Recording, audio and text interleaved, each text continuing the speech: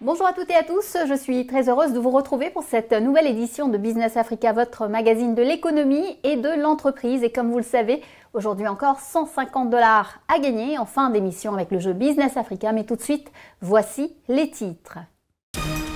La Coupe d'Afrique des Nations de football stimule le business. Au Cameroun, les petits commerces ont vu leur chiffre d'affaires multiplié. Ça m'a permis en une semaine un peu à voir que je suis en train de développer un peu plus le chiffre d'affaires que d'avant. Cap sur les fleurs d'Afrique de l'Est. Après le Kenya, c'est au tour de l'Éthiopie de se positionner sur le créneau de l'exportation des roses. Cette industrie est régie par la loi du marché. Nous surveillons l'évolution des prix en temps réel et nous vérifions également les variétés de roses pour voir si elles conviennent au climat éthiopien. Faire pousser des légumes en plein désert, c'est possible et en plus c'est bio. Exemple avec ces agriculteurs maliens. On est en plein désert, les gens arrivent quand même à produire certaines variétés de légumes, des tomates, des aubergines qui dans quelques années les gens n'étaient pas trouvés ici à notre niveau. Vous le savez, la CAN, la Coupe d'Afrique des Nations de football, vient de s'achever. Cette 33e édition qui se tenait au Cameroun n'a pas évité les polémiques et une bousculade mortelle a endeuillé l'événement. Traditionnellement, la compétition est une opportunité d'affaires pour de nombreux commerçants et petites entreprises locales. Comment business et foot se conjuguent pour faire des populations et l'économie du pays hôte les autres grands vainqueurs de cette compétition sportive? C'est un reportage de notre correspondant au Cameroun, Aboubacar Sidik Mounchili.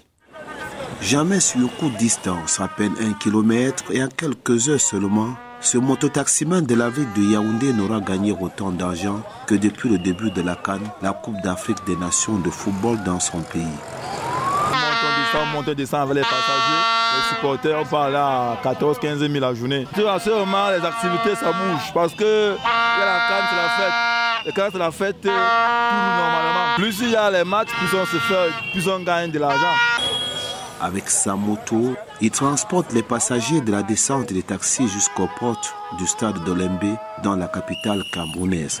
Pour lui, comme pour de nombreux autres Camerounais, la Coupe d'Afrique des Nations dans leur pays n'est pas seulement que du football dans les stades, c'est aussi les affaires un peu partout et pour tous. Ça fait passer le business de tout le monde, vous voyez bien. Vous voyez le derrière là, tout est en effervescence. Déjà là, j'ai vendu 80 sandwichs en 20 minutes. Depuis que la CAN a commencé, c'est une très bonne opération pour nous. Parce que depuis ce temps-là, il y a ceux qui restent au quartier. Aujourd'hui, ils peuvent au moins savoir 100 francs par rapport au jeu des maillots et aux couleurs. Par exemple, moi, je peux facilement rentrer avec 15 000 par jour. À l'instar de ces vendeurs ambulants ou non, dans les environs des stades, beaucoup d'autres jeunes se sont lancés dans les business de circonstances, question de faire fortune durant cette compétition continentale intercamerounaise. Ces lieux sont même devenus pour eux des vastes marchés où les supporters trouvent tout ce dont ils ont besoin. Je suis en train d'acheter mon équipement pour aller au stade. 1000 francs, 500, c'est pas trop cher. J'ai acheté un drapeau pour mon beau pays, le Cameroun. J'ai acheté ceci et je suis en maillot. C'est pour aller supporter mon équipe au Cameroun. Chaque match des Lions indomptables du Cameroun devient une excellente occasion d'achat de gadgets de toutes sortes aux couleurs du pays, le vert, rouge et jaune. Ça marche. Il y a le mouvement et en plus nous sommes en train de vendre un peu. Oui, c'est en train d'aller vraiment. Je crois que les Camerounais sont fiers de cette CAN. Parmi les articles qui passent autour des stades, tout comme dans les différents marchés, les produits dérivés de football représentant les différentes sélections nationales dominent. Il y a tous les maillots, comme majorité c'est le maillot du Cameroun, comme le CAN s'est organisé au Cameroun. Mais on a le maillot Guinée équatoriale, Nigeria, Mali, Sénégal, tout consort, on a ça. L'engouement autour des sélections qualifiées a même donné des idées à certaines jeunes. Une boîte de peinture, un pinceau, c'est tout ce qu'il faut pour gagner de l'argent en reproduisant les drapeaux des différents pays sur le corps des supporters. Ça 100 francs qu'on le fait. Je peux avoir même 5 000 comme ça ou 4 000, mais 6 000. Chaque match de Camerounais vient ici. Le soir à la maison, j'achète la peinture pour venir ici travailler. Malgré le pouvoir d'achat très faible des populations et la morosité observée ces derniers temps sur les marchés camerounais, les écrans de télévision de type plasma se vendent aussi vite, bien plus qu'auparavant chez certains grossistes ou détaillants. On vend quand même les appareils, ce n'est plus comme avant. Par jour, on peut vendre même 10 appareils. La CAN nous a donné un grand succès. 24 équipes africaines se disputent le trophée final. 6 villes camerounaises accueillent cette compétition et la même ambiance de fête et d'affaires est partout dans ce pays où le football est comme une religion. Simple illustration parmi tant d'autres, les débits de boissons où les matchs se regardent autour du bière et les fan zones, les espaces publics construits par les municipalités pour la diffusion des matchs où les différents vendeurs de nourriture et boissons se frottent aussi les mains. Ça m'a permis en une semaine un peu à voir que je suis en train de développer un peu plus le chiffre d'affaires que d'avant. Pour cette 33e édition de la fête du football africaine que le Cameroun organise 50 ans après avoir accueilli une première édition en 1972, beaucoup d'opérateurs économiques, tels les responsables d'hôtels, d'entreprises locales ou de simples particuliers ont fait des investissements énormes pour espérer tirer profit de cet événement. On attendait depuis longtemps, on a fait nos économies pour pouvoir investir et avoir quelque chose. La CAN nous a vraiment beaucoup donné d'espoir. C'est une compétition qu'on attend. On attend convoiter et aussi tant rêvé d'organiser aussi au Cameroun, surtout pour nos affaires. Tout ce qu'un touriste peut chercher, il peut toujours trouver dans la boutique. Parce qu'on s'est préparé, on a acheté un peu de tout. Quelques problèmes subsistent cependant sur le chemin de certains de ces vendeurs et opérateurs économiques. Cette CAN inter-camerounaise, plus d'une fois reportée, intervient en effet dans un contexte sanitaire international compliqué. La Covid-19 et les restrictions de déplacement qu'elle a entraînées ont par exemple énormément ralenti les affaires de ce vendeur d'objets d'art et d'autres souvenirs du Cameroun à l'intention des touristes étrangers. Pour le moment, ça ne donne pas. Ça ne donne pas encore. Il y a le corona, la maladie coronavirus qui est vraiment au centre. L'espoir n'est tout de même pas perdu pour ce vendeur, convaincu lui aussi que l'organisation de la Coupe d'Afrique des Nations dans un pays y offre de grandes opportunités. À côté du petit commerce et de l'hôtellerie, la construction des stades et d'autres infrastructures aura aussi permis de faire travailler des ouvriers et ingénieurs camerounais. Au final, une bonne fin de partie pour le Cameroun. Les représentants du continent se préparent au sommet Afrique-Union européenne qui se tiendra la semaine prochaine à Bruxelles et ils vont y arriver bien décidés à se faire entendre. La rencontre devrait être consacrée au développement d'une relation économique et commerciale malmenée à la fois par la crise du Covid et le poids croissant de la Chine en Afrique. Pour équilibrer l'axe Afrique-Union européenne, les négociateurs du continent vont plaider pour des accords commerciaux plus équitables ainsi que sur des investissements ciblés dans les PME-TPE africaines. L'Éthiopie a levé plus tôt que prévu son état d'urgence qui avait été imposé en novembre et devait durer 6 mois. Mais le pays est toujours en proie aux conséquences de la guerre civile qui se livre entre le gouvernement fédéral et la région dissidente du Tigré. Pour la population, cela se traduit par une inflation des prix alimentaires à leur plus haut niveau en 10 ans. Ils ont ainsi augmenté de près de 42% en décembre. Au nord du pays même, 40% des 6 millions d'habitants du Tigré seraient menacés de famine selon le Programme alimentaire mondial. Nous restons en Afrique de l'Est où le secteur de l'horticulture en poste important d'exportation commence à se relever des effets de la pandémie Covid. Les exportations du Kenya se sont ainsi redressées de 6% l'an dernier, une progression entraînée notamment par les ventes de fleurs à l'Europe. Le miracle horticole kényan avait inspiré son voisin éthiopien et l'avait incité à se lancer dans le marché des roses en pleine expansion. Regardez, c'est un reportage d'Areski Ben Mokhtar. Les fleurs sont-elles l'avenir de l'Éthiopie ? Le pari du gouvernement de faire de l'horticulture la principale source de revenus est en passe d'être gagné. Avec plus de 300 millions de dollars de fleurs exportées en 2010, le pays est entré dans le cercle fermé des pays exportateurs de fleurs coupées.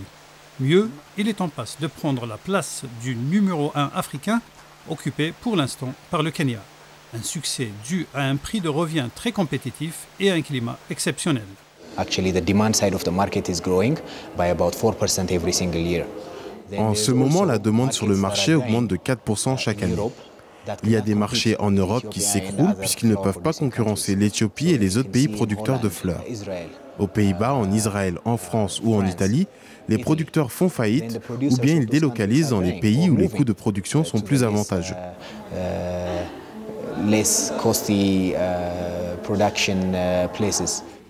Français, Hollandais, Allemands, Israéliens, Indiens et même Chinois, les investisseurs étrangers se sont rués sur les terres éthiopiennes très fertiles et très propices à la culture de nombreuses variétés de fleurs toute l'année. Le marché japonais que les producteurs kenyans n'avaient jusqu'alors jamais réussi à conquérir a vu débarquer ces derniers mois plusieurs variétés de fleurs cultivées en Éthiopie. Le pays est le nouvel Eldorado. Le gouvernement a tout misé sur cette activité pour créer un miracle économique et a décidé de louer des milliers d'hectares à un prix dérisoire. Actuellement, il existe près d'une centaine de fermes horticoles, dont plus de la moitié est la propriété d'étrangers. Des investisseurs locaux se sont eux aussi lancés dans le business de la fleur. Adugna Bekele est l'un d'eux. Il a profité des subventions de l'État pour passer du transport à la rose.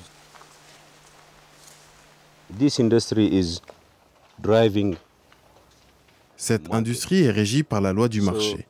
Nous surveillons l'évolution des prix en temps réel et nous vérifions également les variétés de roses pour voir si elles conviennent au climat éthiopien.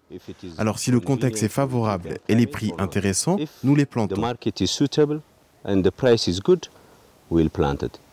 Dans ces fermes, on coupe en moyenne 80 000 fleurs par jour, soit plus de 1,5 million par mois. Elles sont exclusivement destinées au marché des pays développés. Les femmes constituent l'essentiel de la main-d'œuvre employée. Jeunes pour la plupart, elles gagnent l'équivalent de 50 centimes d'euros par jour. Face à la rareté du travail, elles n'ont pas d'autre choix. On n'est pas bien payé, mais ça peut aller. Je n'ai pas le choix de toute façon.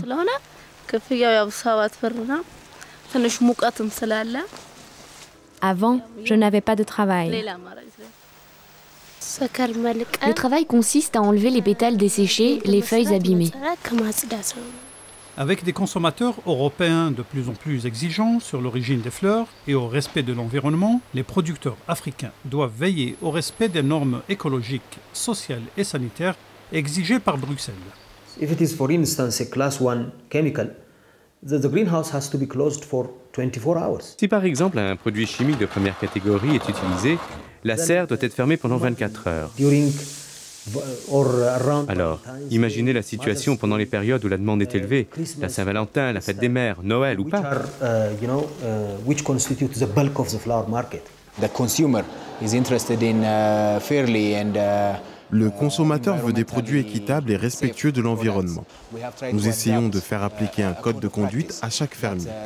Nous commençons par le plus élémentaire et le plus important, les lois locales, les lois du travail et l'aspect social. L'environnement est donc une préoccupation réelle, mais difficile de vérifier sa mise en pratique sur le terrain.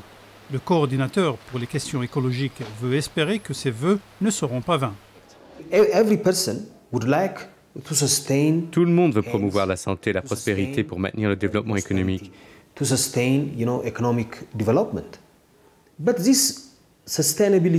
ce développement ne sera pas durable tant que vous ne prendrez pas au sérieux ces questions de société et de développement.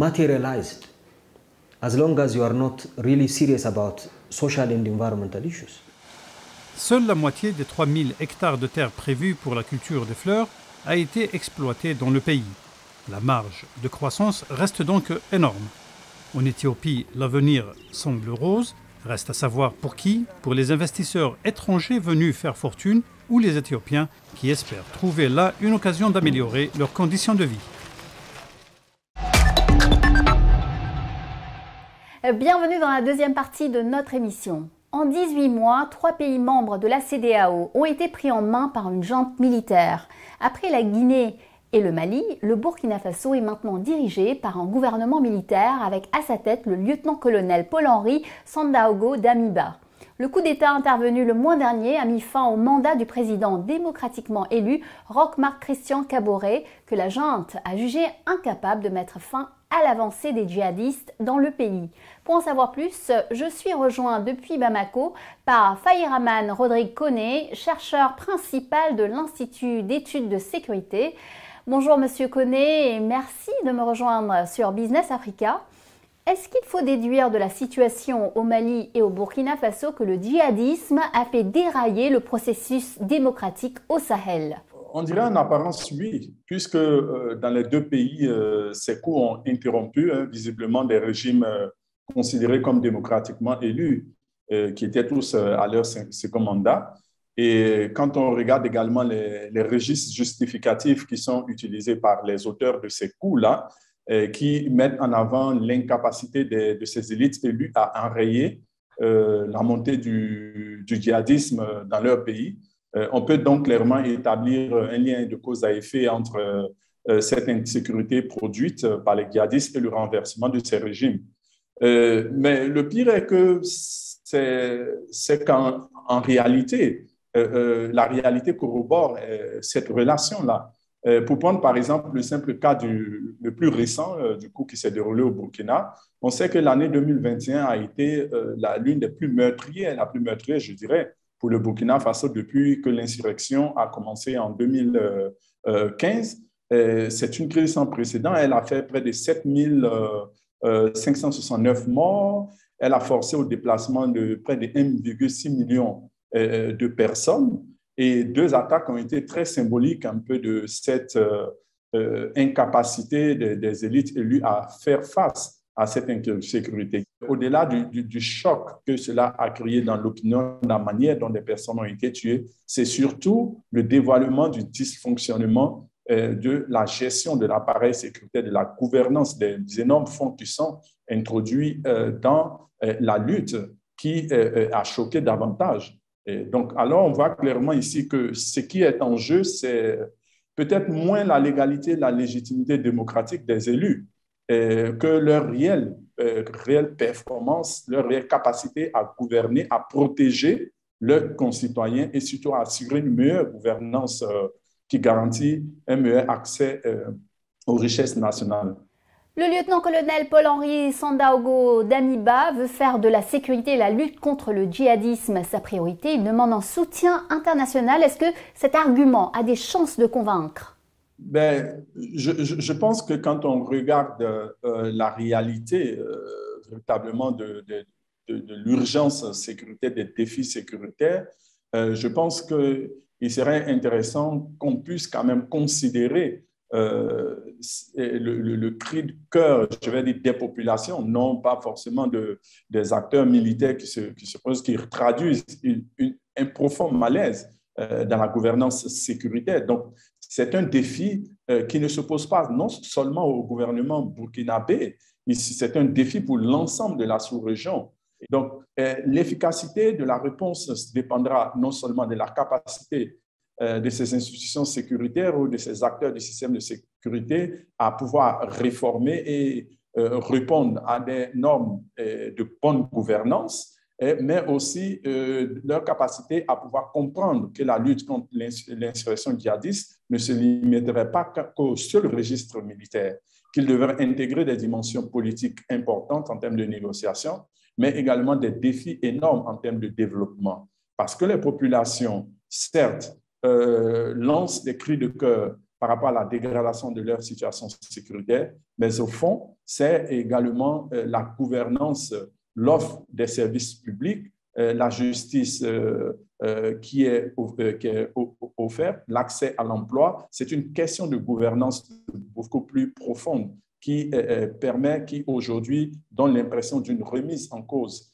des systèmes démocratiques qui n'ont pas garanti les conditions d'une gouvernance efficace et durable pour les populations. Les sanctions appliquées par la CEDEAO ne risquent-elles pas surtout d'avoir des retombées économiques et un impact négatif sur le quotidien des populations de la région? Ces pays sont déjà des pays qui ont une économie fragilisée, une économie qui a subi plusieurs contre-coups. Certes, l'objectif, c'est de contraindre les élites, je dirais, qui tiennent les transitions à pouvoir respecter ou, je dirais, à atteindre leurs objectifs en termes d'organisation d'élections, mais il reste que la question de fond reste une question de gouvernance pour les populations, de résultats attendus en termes d'amélioration qualitative, économique et sociale des conditions de vie des populations. Par conséquent, de telles sanctions vont à l'encontre de cet objectif-là et risquent davantage de radicaliser les positions et de ne pas résoudre la question de fond. Fayraman Rodrigue Koné, merci beaucoup. Et justement, un État africain se dresse contre le terrorisme djihadiste hors de ses frontières. Ce pays, c'est le Rwanda. La nation aux 1000 collines a déployé 2000 soldats et policiers au Mozambique, dans la province de Cabo Delgado. La région regorge de ressources gazières. L'idée est de protéger le développement d'un gigantesque projet de gaz naturel liquide dont le promoteur est Total et qui devrait assurer une importante manne économique au sud de l'Afrique. Pour ce faire, le Rwanda est en train de sécuriser l'appui financier de l'Union européenne. Une mauvaise nouvelle pour l'agriculture, le prix des engrais est en train de s'envoler. Il a été multiplié par 3 ces 18 derniers mois. La faute ? La flambée des prix du gaz naturel que la crise ukrainienne a encore aggravé. En Afrique, les petits producteurs de riz, de maïs, de sorgho et de millet vont être affectés. La crise pourrait faire reculer la production agricole et s'ajouter à la menace de pénurie alimentaire dans un contexte d'inflation des prix. Et si on arrivait à bien cultiver sans engrais tout simplement? Adieu aux engrais chimiques et autres systèmes d'irrigation complexes. C'est le pari de ces agriculteurs maliens qui ont réussi à faire pousser des légumes 100% naturels en plein milieu du désert. Même si les superficies de bio ne représentent encore que 0,2% de la superficie agricole du continent, leur exemple montre bien que l'agriculture bio en Afrique, c'est possible partout. Reportage Areski Ben Mokhtar et Adrien Bizieux.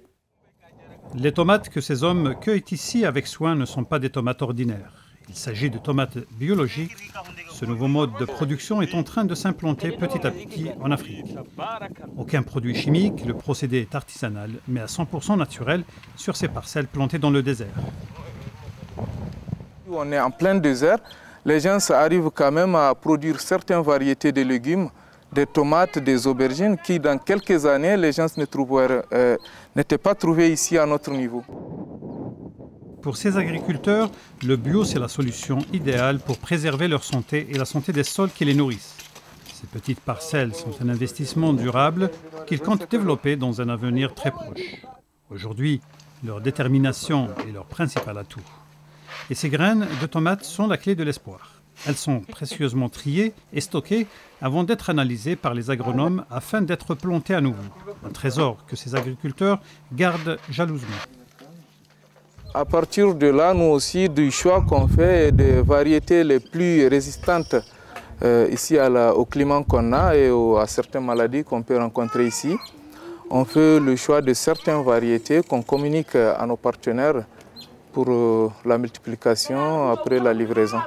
De plus en plus d'agriculteurs africains se mettent à produire du bio. Sa production est encore timide comparée à celle des pays du Nord, mais l'Afrique veut avoir sa place dans le cercle des pays producteurs des produits sains. Ce mode de production convient parfaitement aux paysans. L'agriculture traditionnelle africaine est par nature biologique puisqu'aucun engrais chimique n'est utilisé. J'aimerais que dans 5 ans, toute l'Afrique passe par l'agriculture biologique, pour pouvoir éviter les intrants chimiques qui abîment le sol, qui rendent malades les hommes, les animaux. Beaucoup de paramètres dans cette agriculture que je veux que tout le monde arrive à changer, à se diriger vers l'autonomie alimentaire en passant par l'agriculture biologique. Ces pionniers du bio du désert tiennent bon malgré les difficultés climatiques et le manque de moyens. Pour l'amélioration, on aura besoin quand même de l'appui des partenaires de l'extérieur pour augmenter le nombre de puits ici sur le terrain et le moyen d'exor pour pouvoir exploiter les 5 hectares. Et là, on est sûr que dans quelques années, avec les 5 hectares exploités, on arrive à être autonome financièrement. Le bio Made in Afrique commence à attirer l'attention des institutions d'aide au développement agricole, mais la tendance est encore timide. À l'agence française, on y croit. Et en effet,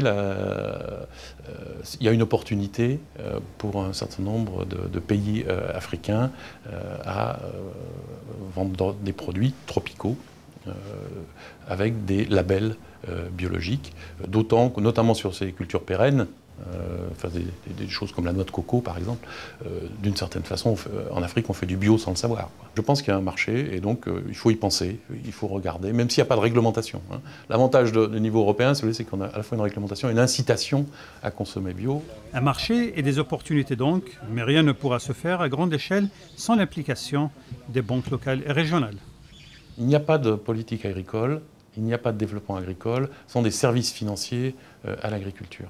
Il y a tout un questionnement aujourd'hui qui nous semble vraiment un élément du contexte favorable, une réflexion sur de grandes banques qui sont présentes dans plusieurs pays, dire mais est-ce qu'on n'est pas un peu faible dans notre approche de la clientèle agricole? Est-ce que ce n'est pas finalement une clientèle intéressante pour nous? Donc il y a une émulation entre les banques, un point de vue de réflexion sur comment mieux servir l'agriculture, qui est un secteur risqué, qui justifie d'ailleurs que à l'AFD, on travaille beaucoup sur la question de gestion des risques. Ici, dans le désert, on ne pense pas à exporter, pas encore. Dans d'autres régions du continent où le climat est plus favorable, notamment en Afrique de l'Est, Tanzanie, Ouganda, Éthiopie et en Afrique du Sud, de grandes exploitations bio ont vu le jour. Près de 180 000 hectares ont déjà obtenu le label. Ces terres sont essentiellement dédiées à des cultures pérennes, café, coton, palmier à huile, cacao, des secteurs qui font vivre plus de 500 000 petits agriculteurs. D'autres producteurs, par contre, attendent cette certification selon les normes très strictes de Bruxelles. Ce certificat est indispensable pour ceux qui veulent exporter vers l'Europe. Plusieurs organisations ont mis en place des programmes d'aide dans ce sens. C'est le cas de la FAO, qui a lancé un programme de 2,4 millions de dollars avec l'appui financier de l'Allemagne. L'agriculture biologique a-t-elle un avenir en Afrique? Ce dont les spécialistes sont sûrs, c'est que le choix de cette agriculture accroîtra les capacités alimentaires du continent et réduira sa dépendance à l'égard de l'étranger. C'est le moment de récompenser les fidèles de Business Africa. À vous de répondre aux questions qui suivent. Si vous êtes tiré au sort parmi celles et ceux qui auront donné les bonnes réponses, vous gagnerez 150 $. Il s'agit du jeu numéro 569. Tous à vos crayons et écoutez bien les 2 questions qui suivent et bonne chance à vous. Première question. Combien de fois le Cameroun a-t-il accueilli la CAN? 1 fois, 2 fois, 3 fois.